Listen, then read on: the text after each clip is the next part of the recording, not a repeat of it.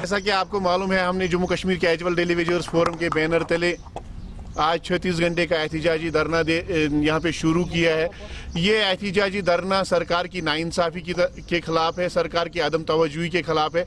यहाँ के वज़ीर आज़म हिंद निर्मल मोदी जी ऐलान करते हैं कि यहाँ के दर्जे 4 मुलाजमीन के साथ इंसाफ फराहम किया जाएगा, उनको उनकी रेगुलराइजेशन अमल में लाई जाएगी, मिनिमम वेज एक्ट का इतलाक़ यहाँ पे होगा। और दूसरी तरफ यहाँ की जो गवर्नर इंतज़ामिया है वो नाइंसाफ़ी की इंतहा करती है। हमारे जो दर्जे 4 की असामियाँ है, जो हमारा daily wagers, casual labours, need based workers, land owners, seasonal workers, IT workers, IT workers का हक बनता है, उसको यहाँ के सर्विस सिलेक्शन बोर्ड को रेफर किया जाता है, जो कि हमारे हक पे शब खून मारा जा रहा है। सरकार से हमने अपील की हमारे मामलात के हवाले से फैसला किया जाए, लेकिन सरकार मामलात के हवाले से फैसला करने के बजाय गुंडागर्दी का मुजाहिरा कर रही है। सरकार से हमारी अपील होगी कि वो हमारे मामलात के हवाले से फैसला